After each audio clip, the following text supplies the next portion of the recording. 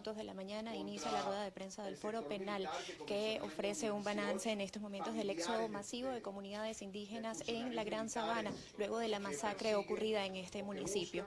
Vamos a escuchar palabras de inmediato de Alfredo Romero, coordinador del Foro Penal venezolano. Por un lado, hemos visto personas que montan el sonido o las tarimas a Juan Guaidó cuando ha realizado diferentes manifestaciones en diferentes lugares del país. Hemos visto más de 10 personas, por lo menos, que han detenido por montar sonidos y técnicos de sonido. Por otro lado, hay otra persecución directa contra personas relacionadas con el sector eléctrico, donde sin justificación se les imputa o se les acusa incluso públicamente supuesto sabotaje eléctrico, y esos son una cantidad de detenciones que se han visto recientemente. Sigue la persecución, sigue la detención de personas, siguen las torturas, siguen apareciendo centros de reclusión cada día peores que otro. Un centro de reclusión que está en Zona 7, Boleíta Norte. Ya no hablamos solo de la tumba, ya no hablamos solo del cuartico de los locos en el Digesim, sino ahora también debemos referirnos a un centro de reclusión peor que todos ellos, que es el conocido tanto por la policía como por los detenidos como el inframundo. Un lugar no solo de tortura, sino donde las personas duermen paradas, no tienen agua, no tienen posibilidad de ir al baño y están encerradas ahí sin ventanas, sin ventilación alguna, ahí mismo al frente de la alcaldía de Sucre, en lo que se conoce como Zona 7, en Boleíta. Estuve recientemente el jueves pasado en la cárcel militar de Ramo Verde. Allí se mantienen casos muy importantes, todos son, pero en este sentido por el tiempo que ha transcurrido. Está el caso de Carlos Aristimuño, ya más de un año preso político. El caso de William Saguado, ya más de un año como preso político. El caso de José Alberto Marulanda, médico que cumple un año como preso político ahora en mayo. El caso del reportero gráfico Jesús Medina, que se encuentran allí. Y por cierto, en la gran mayoría de sus casos, con enfermedades graves, con situaciones de salud importantes. Estando en Ramo Verde el jueves pasado, nos encontramos con la situación de que unos sargentos que fueron detenidos en Cotiza el 21 de febrero, siendo que la audiencia se realizó el miércoles de la semana pasada, llegando a Ramo Verde sin justificación alguna, luego de la audiencia, luego de ejercer o intentar ejercer su derecho a la defensa, fueron aislados sin justificación alguna, castigados simplemente o pareciera que por el hecho de haberse expresado en la audiencia ante tribunales militares, y al día de hoy permanecen aislados, permanecen en lugares que ellos los denominan como Tigrito, pero en cualquier caso aislados sin posibilidad pues de salir o sin posibilidad de tener contacto pues evidentemente ni con el sol ni con el aire, etcétera. Bueno, esa es la situación actual en resumen. Después podemos hacer algún tipo de aclaratoria, pero quiero aprovechar la oportunidad que está nuestro coordinador de pueblos indígenas, Olan Ortiz, llegando de la frontera de Venezuela con Brasil, estaba en la parte de Brasil, donde tuvo la oportunidad no solo de entrevistar a diferentes víctimas, sino de encontrar una situación gravísima de desplazados del pueblo indígena Pemón, que él les va a contar que cada día es mayor la situación y poco se conoce. Los dejo con Olan Ortiz.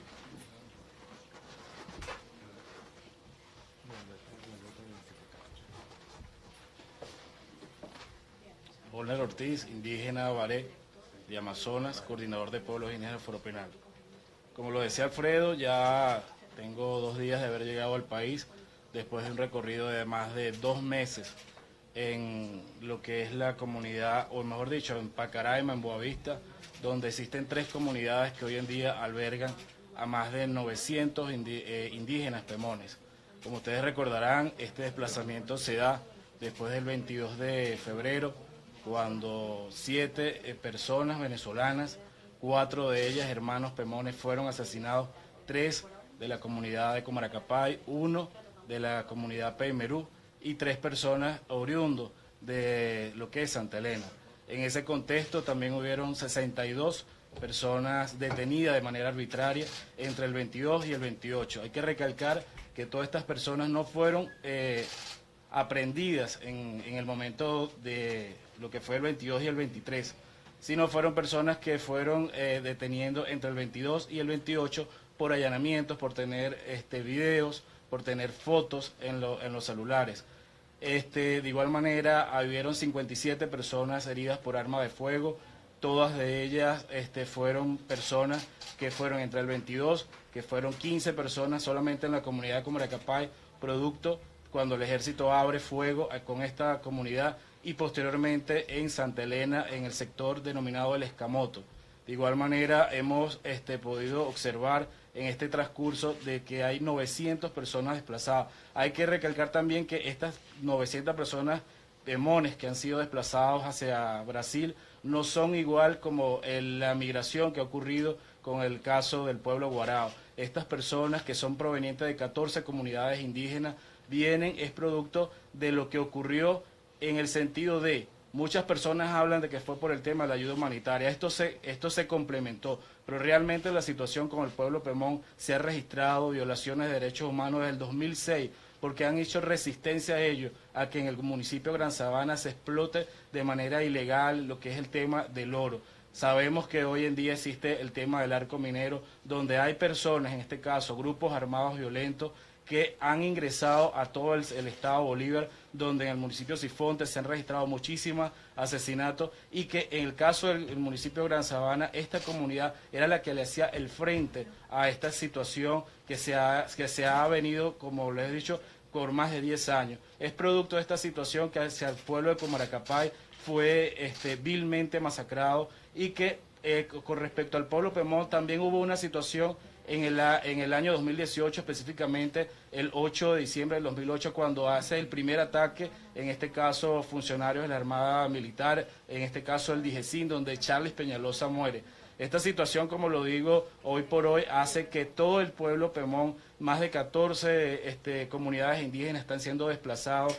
Aquí le puedo mostrar unas fotos, no todos ellos, como ustedes verán, ellos no están en una situación que se puede decir de manera acorde, porque Comaracapay específicamente es una comunidad turística, es una comunidad que ellas venía trabajando desde a pesar de la crisis económica, ellos venían sustentando, y es por eso que hoy por hoy ellos, vista esta situación, se han desplazado. Esta es una comunidad, una de las comunidades, de las 3 que están albergando las comunidades. Ellos están viviendo prácticamente en unas situaciones improvisadas que le han dado el ACNUR, pero que están a la intemperie. Esta es una comunidad que está prácticamente en la sabana, donde el sol es bastante fuerte, donde no hay suficiente agua. De igual manera están en otra comunidad.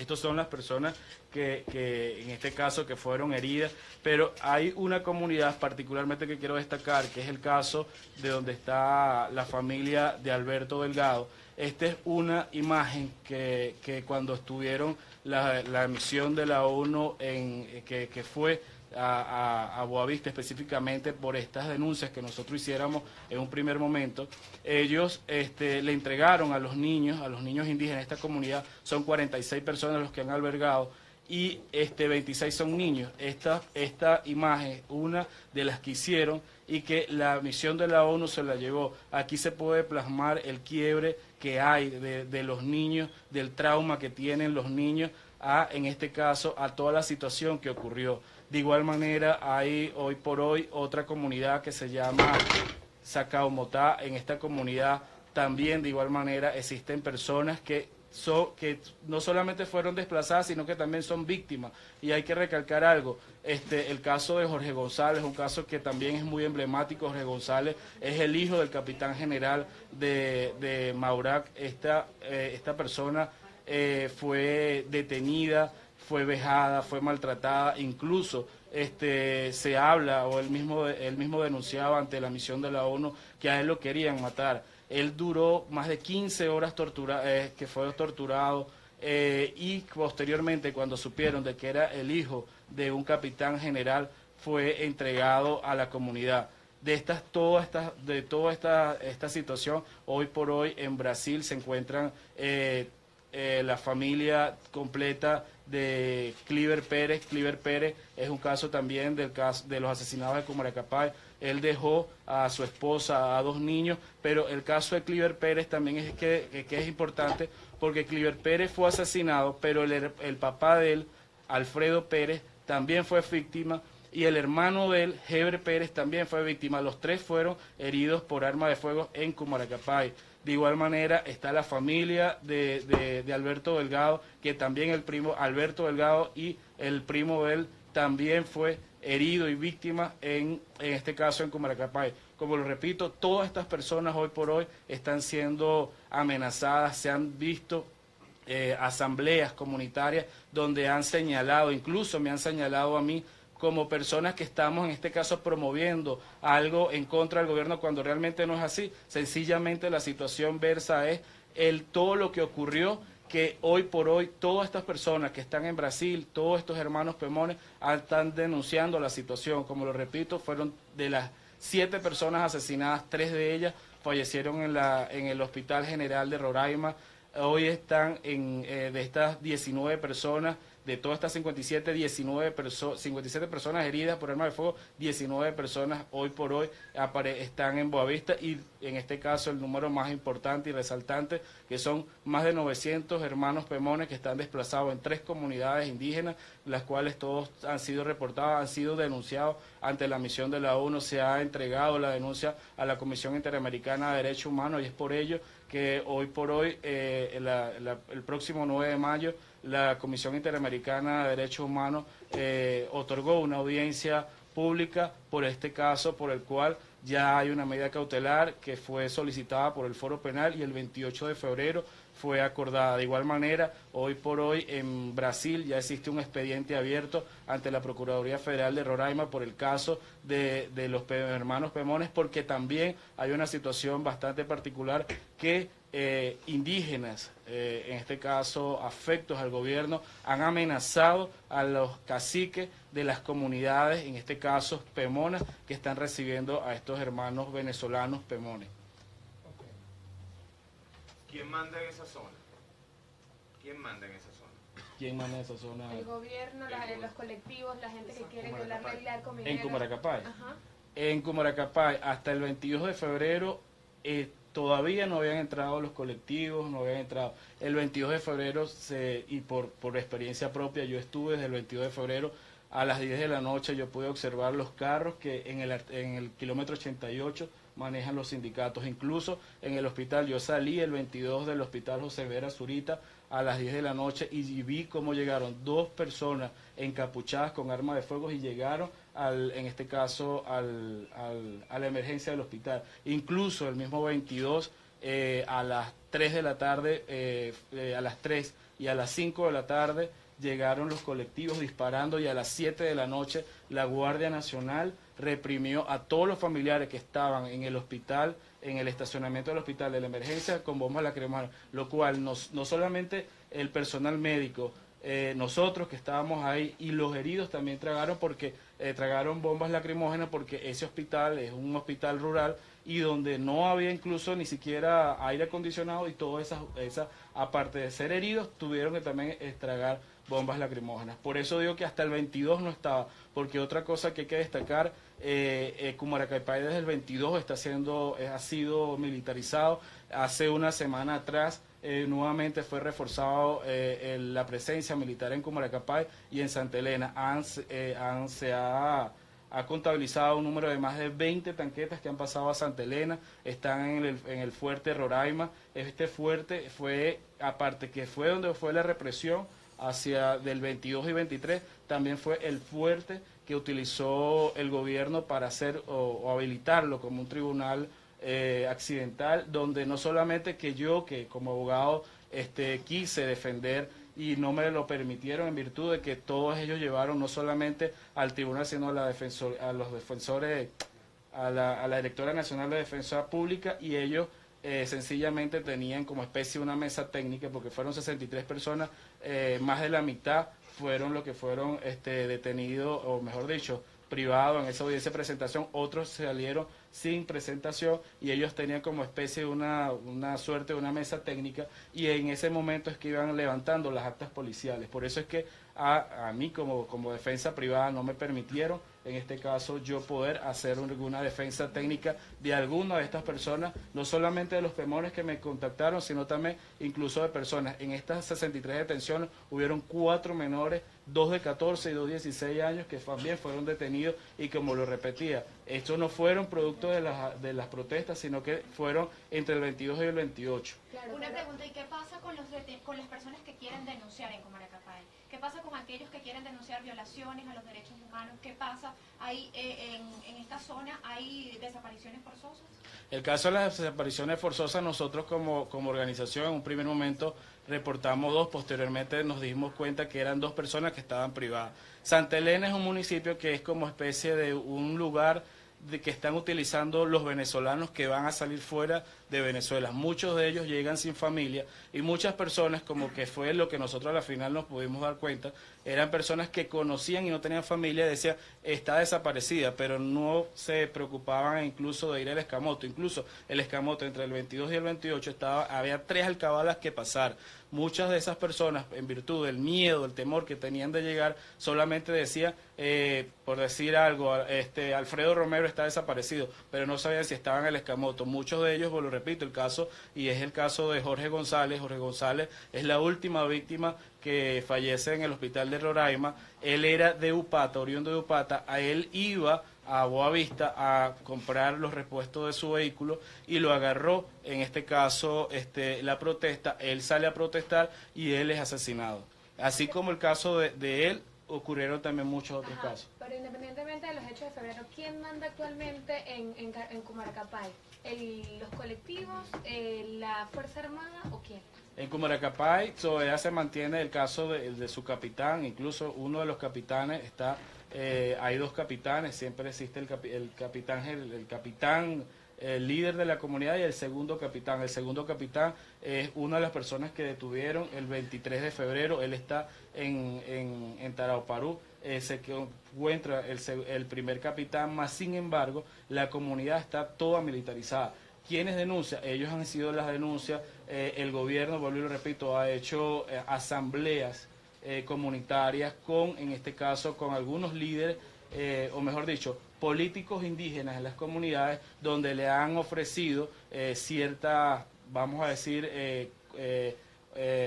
bolsas de comidas y todo esto para que ellos no denuncien. Más sin embargo, estas 900 personas que se han enfrentado, en este caso al gobierno, en decir la denuncia, en plasmar toda esa situación, son los que han ido, aun cuando existen familiares que están viviendo en esta comunidad. Comaracapay es una de las otras que han sido desplazadas. Están personas de Guaramacén, de Guará, de Maurá, de Manacrí. Manacrí es una comunidad que está cerca de Santa Elena, es donde está la casa presidencial. Si ustedes recordarán, ellos han tenido mucha situación porque en un momento determinado ellos ocuparon esta casa presidencial, que no tiene mayor cosa, pero que es solamente la presencia y de decir que ellos están allá. Esta comunidad, el mismo 22, 3 de ellos, hermanos indígenas pemones, fueron, en este caso, fue reprimido y fueron, en este caso, víctimas, y que 2 de ellos están hoy en día en Boavista. ¿Ustedes han determinado si hay presencia del ELN, como ya ha sido denunciado al menos en las zonas mineras, donde hay explotación, donde ocurrió la masacre en Tumeremo y en otras zonas vinculadas también a todo el municipio de Gran Sabana? Vuelvo y repito, por una investigación previa que yo hice, yo estuve en la época, en el mes de julio, en el municipio de Sifontes, donde existe la presencia del ELN. Hasta el 22, hay que decir que hasta el 22 no había presencia de esto. El 22 de febrero. Después del 22 de febrero, hoy por hoy, no podemos decir, argumentar o afirmar de que hay o no hay. Lo que sí es que el 22 de febrero hay un quiebre y es por eso que hoy por hoy no se puede afirmar si están o no están. El 22 yo sí, porque lo viví y porque lo sentí con todos nuestros hermanos allá en Santa Elena. Habían carros que son los carros que utilizan los colectivos en el kilómetro 88, antes de llegar al municipio, en este caso Gran Sabana. El alcalde Emilio González ha podido regresar o sigue en Brasil? El alcalde Emilio González, nosotros tuvimos 3 reuniones con él. Él incluso, hay una situación de manera política, él solicitó un permiso ante la Cámara Municipal, un permiso que la ley le otorga 15 días poder retirarse. Él se retiró porque había sido amenazado. Incluso el mismo 22 de febrero, antes de la masacre de Cumaracapay, media hora antes ya había salido un tuit donde estaban señalando el caso del alcalde Emilio González, Ricardo Delgado, que es nuestra persona que ahora forma parte del Comité de Pueblos Indígenas Foro Penal y que se encuentra en Boavista producto de la amenaza directa que le hicieron. A ellos dos ya lo vinculaban antes de la situación del asesinato como personas, o en este caso como los representantes, y lo colocaron como que eran los culpables de lo que había ocurrido el 22. Él hoy por hoy se encuentra en Pacaraima, no ha podido regresar. Incluso hay una situación que el TCJ nombró a una persona que ni siquiera es concejal, ni siquiera es de Santa Elena, y que está ahora ocupando la alcaldía del municipio Gran Sabana. Doctor Romero, por favor, sí, podría decirnos si tiene alguna información adicional sobre Gilbert Caro, cuál es su situación en este momento, y también sobre una denuncia que salió en el portal web de Infobae, en el cual aseguran que se estaría construyendo una cárcel dentro de Fuerte Tiuna para presos políticos, y se destaca que el primero de ellos será Juan Guaidó.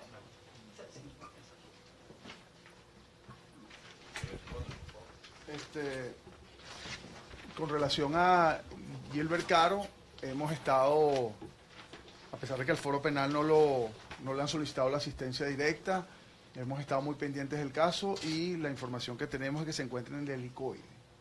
Esa es la información que tenemos. Repito, uno no ha sido presentado ante un tribunal todavía, por lo que todavía estamos en la verificación de esa situación. Y no sabemos exactamente, a pesar de que hay presunciones o especulaciones en relación con la detención, no sabemos realmente, al menos nosotros, la justificación de su detención específicamente. En lo que respecta a nuevas cárceles o celdas, el número de presos políticos ha aumentado de tal manera que lo que sí hemos visto es que han aparecido nuevos lugares donde han digamos, ingresado personas detenidas. El Ramo Verde sigue siendo la cárcel con mayor cantidad de presos políticos, con 71 presos políticos en este momento. Sin embargo, todavía el helicoide sigue siendo una cárcel donde hay presos políticos, y ha habido ocasiones donde han llevado personas, por ejemplo, a policía militar en la zona de Fuerte Tiuna, han llevado a personas, como les comenté al principio, a zona 7 en Boleíta, donde se encuentra un lugar terrible, de lo peor que hemos visto, que es el inframundo. Han llevado muchachos allí, pero decir que se están construyendo nuevas celdas o nuevos lugares o nueva infraestructura es algo que desde mi punto de vista no nos consta, pasaría más bien a ser una especulación. Lo cierto es que si estamos hablando de en este momento, estamos hablando de más de 400% de aumento en el número de presos políticos, evidentemente las cárceles no tienen el suficiente espacio para meterlos a todos. Por eso encontramos más hacinamiento, encontramos probablemente nuevas cárceles, y no sería algo extraño que se pudieran construir nuevas cárceles para ingresar nuevos presos políticos en Venezuela. ¿Y usted maneja un número preciso de cuántas personas estarían siendo procesadas o permanecen detenidas por tener algún tipo de vínculo con Juan Guaidó? Él incluso decía que en las últimas horas se emitieron 11 citaciones del SEBIN a personas cercanas a él. Sí.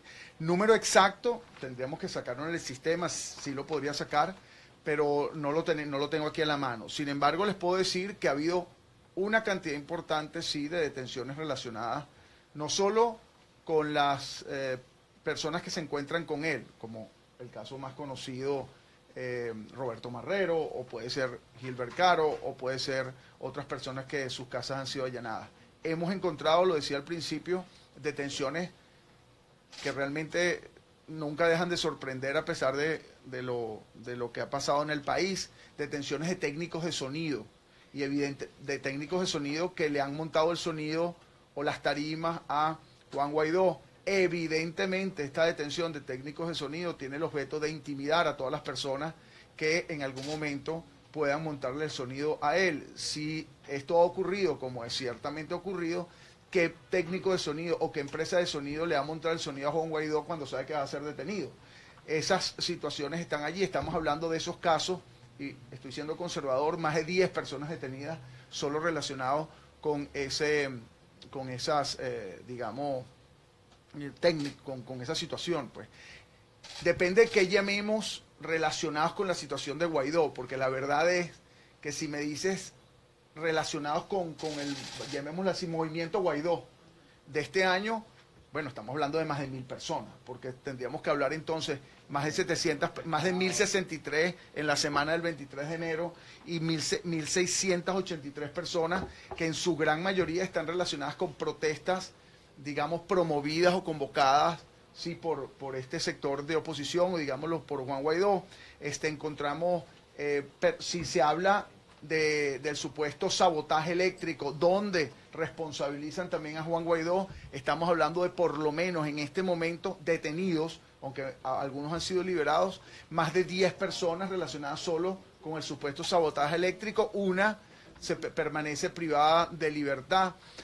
Diariamente encontramos, y no sabemos la relación, que sigue ocurriendo, personas que van y las buscan a sus casas por estar supuestamente involucradas en manifestaciones. Sigue ocurriendo. Siguen detenidos personas de este año, sobre todo en la época de 22 de febrero, siguen personas detenidas. Sin embargo, también han venido siendo excarceladas muchas personas. Ustedes siempre les he hablado del efecto puerta giratoria, se ve claramente ocurriendo en este momento. Hace 2 semanas fueron excarceladas 167 personas relacionadas con manifestaciones de enero.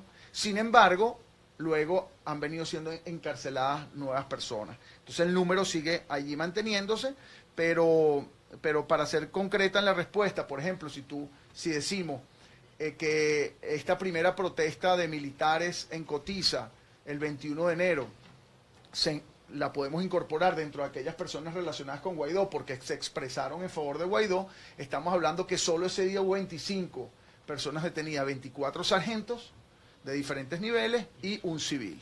Ahora también se ha dicho o trascendió por algunos abogados y políticos que se ha incrementado por parte del DIGESIN la vigilancia hacia Stalin González, hacia Juan Guaidó, incluso al abogado Joel García, Edgar Zambrano. No sé si ustedes tienen conocimiento de eso. No, de eso no tenemos conocimiento, de seguimiento, por lo menos a nosotros no nos han denunciado eso particularmente. ¿Y a ustedes lo están siguiendo?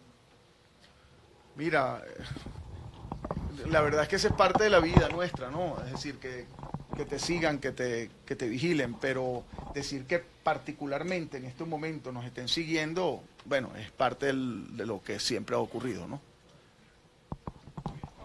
Escuchaban palabras de Alfredo Romero y Olnar Ortiz, quien es coordinador del Foro Penal Venezolano en los pueblos indígenas, y denunciaba que hay un desplazamiento de alrededor 900 indígenas hacia Brasil, pertenecientes a 14 comunidades indígenas. Asegura que no solo se trata de un desplazamiento por la crisis económica y de salud que se vive en Venezuela, sino también por la persecución de grupos armados civiles que se encuentran en el municipio Gran Sabana por la explotación minera en la zona.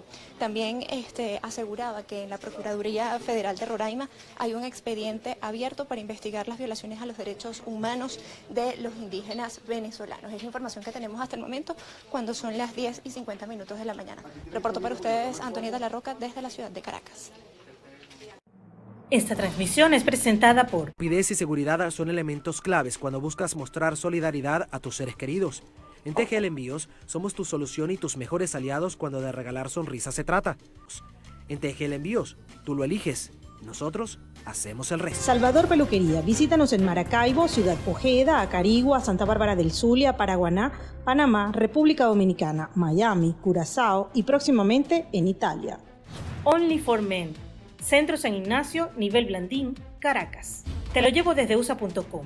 Estamos ubicados en 8386 Northwest de la calle 68 del Doral, Miami.